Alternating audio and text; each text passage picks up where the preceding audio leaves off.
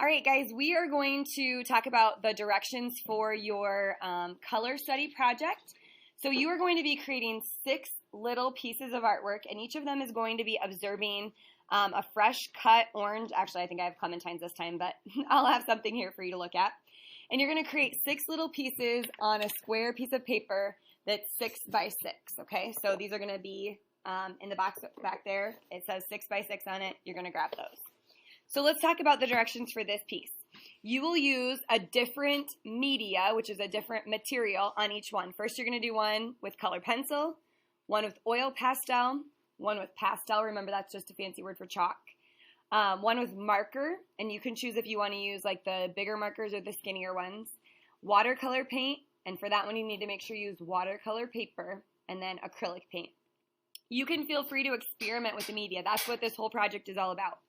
Maybe you want to use a drastic color choice, like draw the orange, but it's going to be blue and not orange, or purple and not orange. Maybe you want to try something different with blending. Maybe you're going to see if the material blends with a Q-tip, or can I blend it with drops of water, or can I blend it with, you're just experimenting with this. This is not like a super important, it has to be perfect for an art show. This is try some things and see what it turns out like. And if it's a failure, that's fine too, because hopefully you learn something from it. And then you're going to experiment with the composition. Maybe you want to show the whole orange, or maybe you want to show just part of the orange. Oh, here they are. Hello. Maybe you want to like just have it going out the edge. Maybe you want to show 2 halves. Maybe you just want to show it in the middle.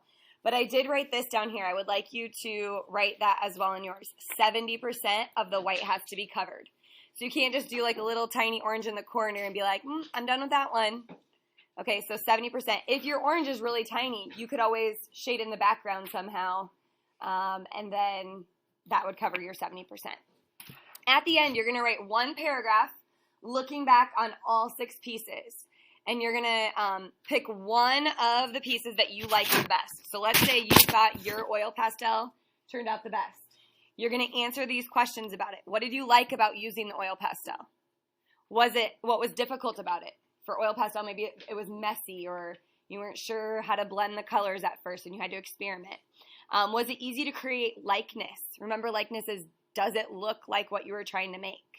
How easy was it to blend, and then how easy was it to create details, okay?